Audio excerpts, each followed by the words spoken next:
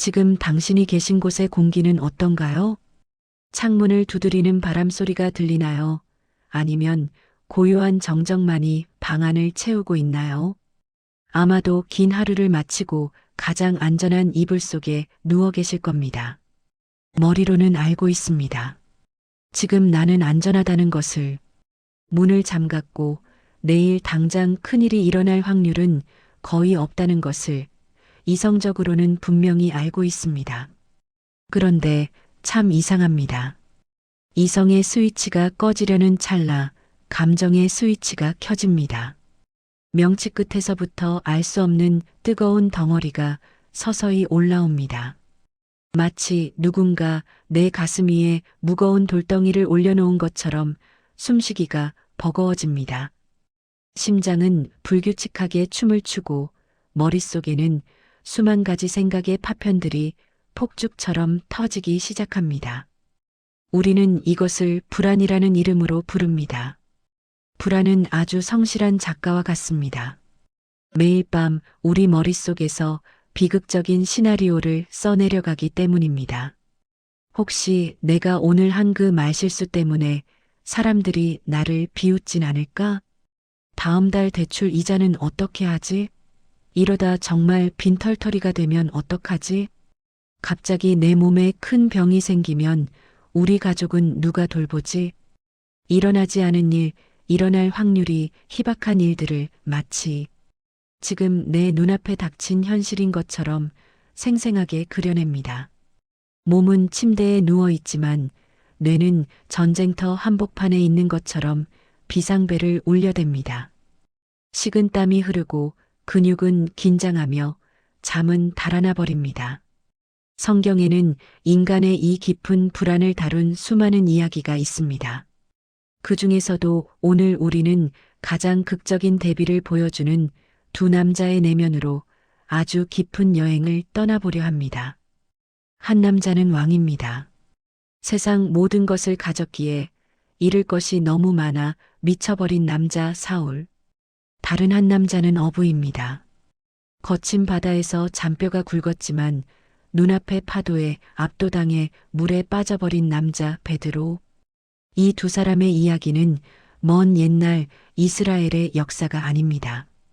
오늘 밤 이유 없는 두려움 때문에 뒤척이고 있는 바로 당신의 이야기입니다. 자, 이제 긴장을 풀고 그들의 떨리는 숨소리가 들리는 그 현장으로 천천히 걸어 들어가 보겠습니다. 영상 시청하시기 전 구독과 좋아요 부탁드립니다. 이곳은 기원전 1000년경 고대 이스라엘의 왕궁입니다. 거대한 돌로 쌓아 올린 성벽은 견고하고 수백 명의 호위 무사들이 밤새 눈을 부릅뜨고 지키고 있습니다.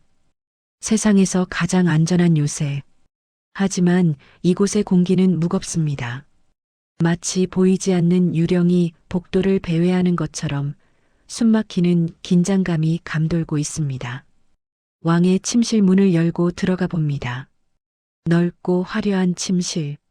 비단 커튼과 황금 장식들이 촛불의 일렁입니다.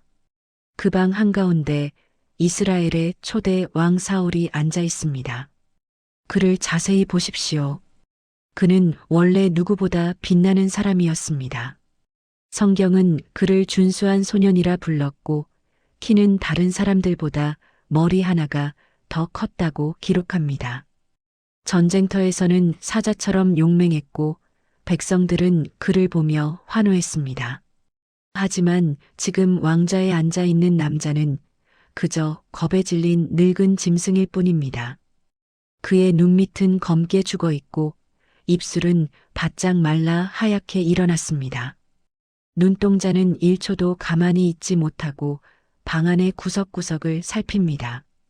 커튼 뒤에 누군가 숨어 있는 건 아닌지, 천장에서 자객이 내려오는 건 아닌지, 그는 자신의 그림자조차 믿지 못합니다. 그의 오른손을 보십시오. 힘줄이 툭툭 붉어진 그 손은 차가운 쇠막대기를 꽉 쥐고 있습니다. 단창 쇼트 스피어입니다. 전쟁터도 아닌 침실에서 그는 이 날카로운 창을 몸의 일부처럼 지니고 있습니다. 밥을 먹을 때도 식탁 위에 올려두고 잠시 눈을 붙일 때도 가슴에 품고 잡니다. 심지어 가장 믿을 수 있는 신하들과 회의를 할 때도 그는 창끝을 만지작거립니다. 이 창만이 자신을 지켜줄 유일한 구원자라고 믿기 때문입니다. 그의 불안은 어디서 시작되었을까요? 그것은 아주 사소한 노래 가사 한 줄이었습니다. 블레셋의 거인 골리앗이 쓰러지던 날 승리에 취한 여인들이 불렀던 노래. 사울이 죽인 자는 천천히요, 다윗은 만만히로다. 그 노랫소리가 귓가에 들리는 순간 사울의 마음속에 의심의 씨앗이 떨어졌습니다. 그 씨앗은 순식간에 자라나 거대한 가시나무가 되어 그의 심장을 찔렀습니다. 다윗은 만만이고 나는 천천이라고. 사람들이 나보다 저 어린 놈을 더 높인단 말인가? 그럼 이 나라에서 내 자리를 뺏을 놈이 저 놈밖에 더 있겠느냐? 사실 다윗은 사울에게 충성을 맹세한 신하이자 자신의 딸과 결혼한 사위였습니다. 하지만 불안이라는 색안경을 쓴 사울의 눈에는 다윗의 모든 행동이 반역으로 보였습니다. 다윗이 웃으면 비웃는 것 같고 다윗이 겸손하면 꿍꿍이가 있는 것 같았습니다. 그는 잃는 것이 두려웠습니다. 왕자를, 사람들의 인기를, 자신이 가진 모든 것을 뺏길까봐 전전긍긍했습니다. 오늘 밤도 사울은 잠들지 못합니다. 악령이 그를 괴롭힙니다. 머릿속에서 수천 개의 목소리가 떠들어댑니다. 다윗이 오고 있다.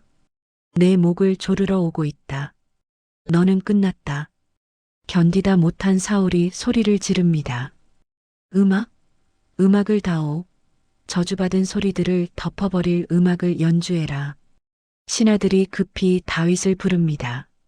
아이러니하게도 왕의 병을 고칠 수 있는 유일한 연주자가 바로 그가 죽이고 싶어하는 다윗입니다. 다윗이 들어옵니다. 그의 얼굴은 해처럼 맑고 눈빛에는 두려움이 없습니다. 다윗이 수금을 타기 시작합니다. 청아한 선율이 차가운 돌벽을 타고 흐릅니다. 음악은 마법처럼 사울의 굳은 어깨를 어루만집니다. 미간의 주름이 펴지고 거칠던 호흡이 조금씩 차분해집니다. 잠시나마 악령이 물러가고 인간 사울로 돌아오는 것 같습니다. 하지만 사울이 눈을 뜨고 다윗을 정면으로 바라본 순간 그 평화는 산산조각이 납니다. 다윗의 젊음, 그의 생기 넘치는 에너지, 하나님이 함께 하시는 사람 특유의 빛나는 아우라. 그 모든 것이 늙고 병든 자신의 영혼과 잔인하게 비교되기 시작합니다. 사울의 내면 깊은 곳에서 잠자던 광기가 다시 고개를 쳐듭니다. 저놈이다. 저 빛나는 놈이 내 어둠을 더 비참하게 만든다. 저놈만 없으면, 저놈만 사라지면 내가 다시 행복해질 수 있어. 내가 다시 최고가 될 수 있어. 불안은 순식간에 맹렬한 사리로 변합니다. 사울의 손이 부들부들 떨립니다. 창자루를 쥔 소나기에 피가 통하지 않아 하얗게 질립니다. 그의 눈에 핏발이 섭니다. 저놈을 벽에 박아버리리라. 죽어라. 섬뜩한 파열음과 함께 창이 날아갔습니다. 다행히 다윗은 본능적으로 고개를 숙였고 창은 다윗의 머리카락을 스쳐 뒤쪽 나무 기둥에 깊이 박혔습니다. 우지끈하고 나무가 쪼개지는 소리가 적막한 왕궁을 울립니다. 다윗은 악기를 버려두고 혼비백산하여 도망쳤습니다. 왕궁에는 다시 무거운 침묵만이 흐릅니다. 사울은 거친 숨을 몰아쉬며 벽에 박혀 덜덜 떨리고 있는 그 창을 멍하니 바라보고 있습니다. 부들부들 떨고 있는 사울, 땀으로 젖은 그의 등. 그가 던진 창은 과연 누구를 향한 것이었을까요? 저것은 다윗을 향한 것이 아니었습니다. 사울 자신의 불안이 만들어낸 허상을 향해 던진 창이었습니다. 내 인생을 내가 통제해야 한다는 강박, 잃어버리면 안 된다는 공포가 만들어낸 비극적인 몸부림이었습니다. 사울 왕은 그 후로도 평생을 나라를 돌보는 대신 다윗을 쫓아다니는데 허비합니다. 가장 높은 자리에 있었지만 가장 깊은 지옥을 살았던 남자. 그에게 왕관은 영광이 아니라 언제 벗겨질지 몰라 전전긍긍해야 하는 무거운 족쇄였을 뿐입니다. 방금 보신 사울 왕의 불안 어떠셨나요?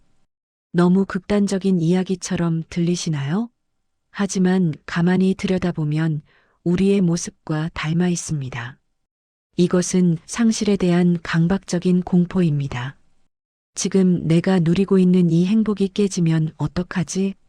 내 아이가 잘못되면 어떡하지? 회사에서 잘리면 어떡하지? 우리는 사울처럼 마음속에 보이지 않는 창을 하나씩 들고 삽니다. 세상을 향해, 타인을 향해, 그리고 미래를 향해 잔뜩 나를 세우고 경계하면서 말이죠.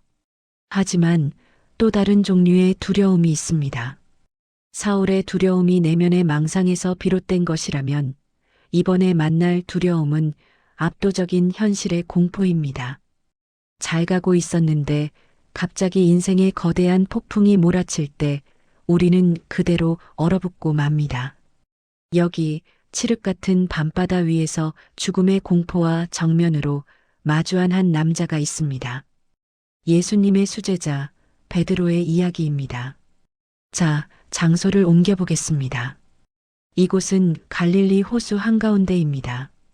시간은 새벽 4시, 밤이 가장 깊어 빛이라곤 찾아볼 수 없고 기온이 가장 떨어져 입김이 나오는 시간입니다. 작은 목선 하나가 거대한 파도에 휩쓸려 나뭇잎처럼 위태롭게 흔들리고 있습니다. 갈릴리 호수는 지형적 특성상 골짜기에서 불어오는 돌풍이 갇히면 걷잡을 수 없는 파도가 일기로 유명합니다. 배에 탄 제자들 중 상당수는 평생을 이 바다에서 보낸 베테랑 어부들이었습니다. 하지만 오늘 밤의 폭풍은 다릅니다. 차원이 다릅니다. 노를 저어도 배는 제자리에서 뱅뱅 돌 뿐이고 시커먼 물은 계속 배 안으로 들이칩니다. 옷은 이미 다 젖었고 손발은 추위에 얼어 감각이 없습니다. 이러다 다 죽겠구나. 오늘이 내 제삿날이구나. 하는 원초적인 공포가 배 안을 가득 채웁니다. 그때였습니다. 번개가 번쩍이는 찰나 어둠 속에서 무언가가 보입니다. 저 멀리 넘실거리는 파도 위를 밟고 배 쪽으로 다가오는 희미한 형체.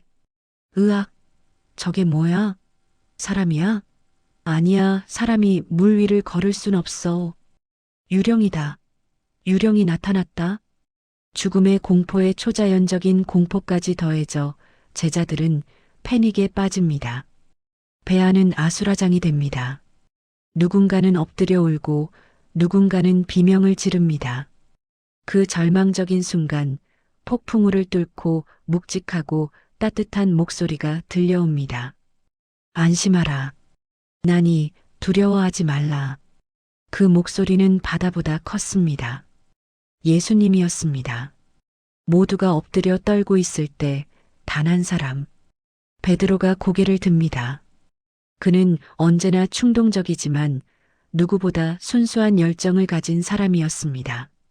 그는 공포를 이기는 호기심 그리고 스승을 향한 뜨거운 믿음으로 외칩니다.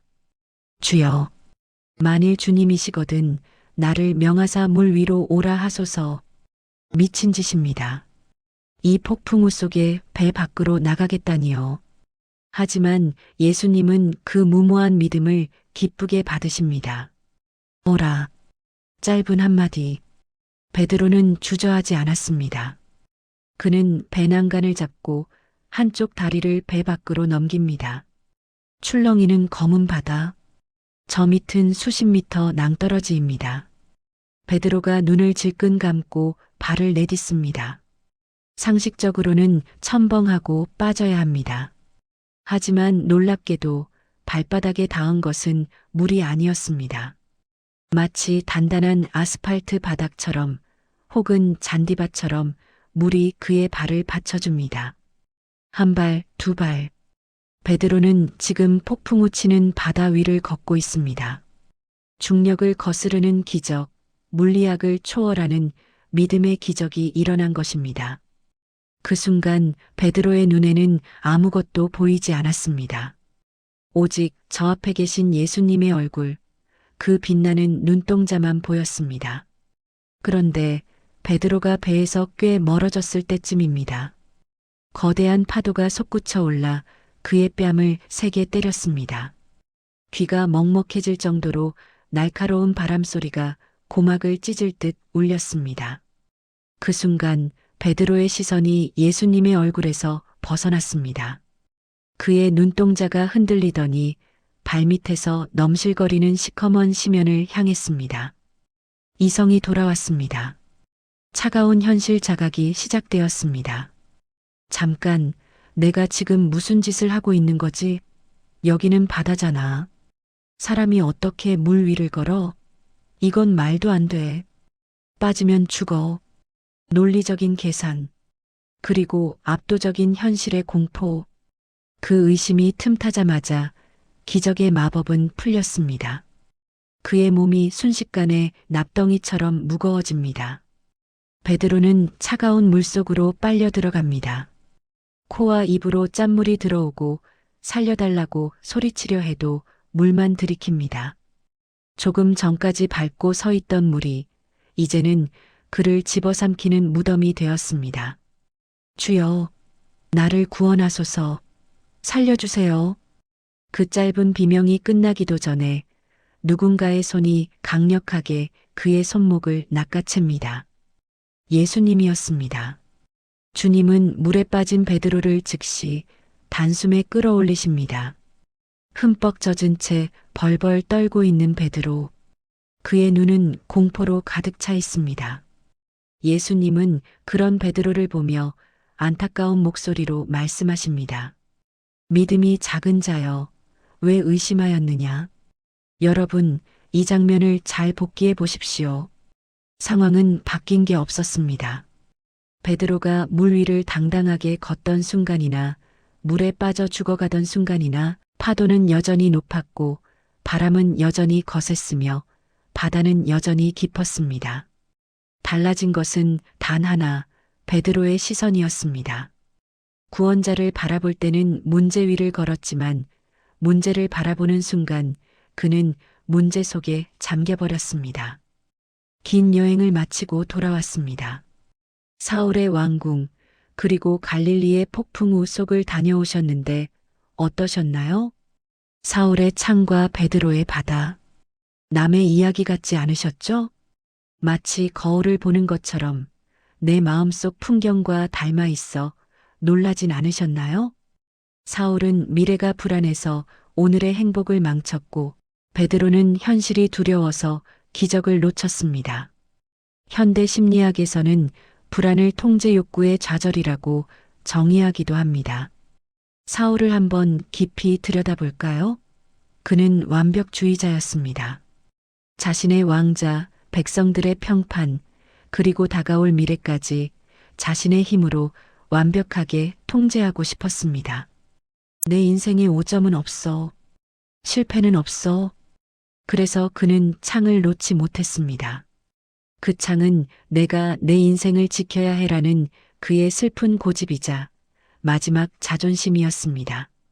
하지만 여러분, 오늘 밤 냉정하게 한번 생각해 봅시다. 우리가 인생에서 내 마음대로, 내 의지대로 통제할 수 있는 게 과연 얼마나 될까요? 우리는 내일 날씨도 바꿀 수 없습니다. 다른 사람의 마음? 절대 내 맘대로 안 되죠. 자식도 내 맘대로 안 됩니다. 심지어 지금 뛰고 있는 내 심장 박동조차 멈추게 하거나 빠르게 할 수 없습니다. 우리는 원래 그렇게 연약하게 의존적으로 설계된 존재입니다. 사울이 미쳐버린 이유는 인간의 힘으로 신의 영역인 미래를 통제하려 했기 때문입니다. 불안을 잠재우는 첫 번째 열쇠는 손에 쥔 창을 내려놓는 것입니다. 손에 힘을 푸세요. 내 힘으로 다 막아내야 해. 절대 실패하면 안 되라는 강박을 내려놓는 연습이 필요합니다. 일어날 일은 일어날 것이다. 하지만 주님은 감당할 힘을 주실 것이다. 이렇게 인정하는 태도, 그것이 진짜 용기입니다. 창을 든 게 용기가 아니라 창을 내려놓고 잠들 수 있는 게 용기입니다. 두 번째 열쇠는 베드로에게서 배울 수 있습니다. 바로 시선의 방향입니다. 공황장애나 불안장애를 겪는 많은 분들이 상담실에서 공통적으로 하는 말이 있습니다. 선생님, 심장이 뛰는 것에 집중하면 더 미칠 것 같아요. 숨이 더 안 쉬어져요. 그런데 딴 생각을 하거나 좋아하는 음악에 몰입하면 신기하게 괜찮아집니다. 맞습니다. 두려움은 성능 좋은 돋보기와 같습니다. 쳐다보면 볼수록, 집중하면 할수록 그 크기는 집채만 하게 커집니다. 베드로가 파도를 쳐다보자 파도가 그를 삼킨 것처럼 말이죠. 지금 여러분을 두렵게 하는 그 문제, 바닥난 통장 잔고입니까? 병원에서 받은 건강검진 결과입니까? 해결되지 않는 관계의 문제입니까? 그것들을 계속 쳐다보고 분석하고 시뮬레이션 돌리고 계신가요? 그럴수록 여러분은 물속으로 가라앉을 것입니다. 의식적으로 시선을 옮기셔야 합니다. 이건 의지적인 노력이 필요합니다. 베드로가 손을 내밀었을 때 즉시 잡아주셨던 그 존재, 혹은 여러분을 조건 없이 지지해주는 가족, 내가 감사해야 할 소중한 일상들, 오늘 마신 맛있는 커피 한 잔. 그 작고 소중한 것들로 눈을 돌리십시오. 이것은 현실 도피가 아닙니다. 이것은 나를 지키기 위한 고도의 생존 전략입니다. 마지막으로 꼭 드리고 싶은 말씀이 있습니다. 두려움은 느낌일 뿐 사실이 아닙니다. 사울이 던진 창은 벽에 박혔지 다윗을 맞추지 못했습니다. 여러분이 밤새 걱정하며 시뮬레이션 했던 그 끔찍한 일들의 96%는 통계적으로 실제로 일어나지 않는다고 합니다. 일어나지 않은 일 때문에 오늘 누려야 할 평안과 행복을 희생하지 마십시오. 당신은 생각보다 강하고 당신의 삶은 생각보다 안전합니다. 오늘 밤도 불안이라는 불청객 때문에 긴장하고 있던 당신의 어깨를 토닥여주고 싶습니다. 자, 이제 몸에 들어갔던 모든 힘을 빼보겠습니다. 거칠게 뛰던 심장 위에 가만히 손을 얹어보세요. 그리고 천천히, 아주 천천히 호흡합니다. 코로 깊게 들이마시고 하나, 둘, 셋. 입으로 천천히 내뱉습니다. 후. 폭풍 우치는 캄캄한 바다 위에서도 베드로의 손을 놓치지 않고 잡아주신 분이 계십니다. 그 따뜻하고 강력한 손길이 지금 여러분의 떨리는 손을 붙잡고 있다고 상상해 보세요. 사울처럼 창을 쥐고 긴장했던 손가락 마디마디에 힘을 툭 떨구십시오. 창을 내려놓으세요. 이제는 안전합니다. 모든 통제를 내려놓고 그저 거대한 은혜의 흐름에 몸을 맡기고 둥둥 떠가셔도 됩니다. 내일의 파도는 내일의 나에게 그리고 주님께 맡기십시오. 오늘은 오직 쉼만 누리시길 바랍니다. 당신의 밤을 지키시는 분이 계시니 평안히 주무십시오. 지금까지 당신의 마음을 치유하는 바이블 테라피였습니다. 샬롬.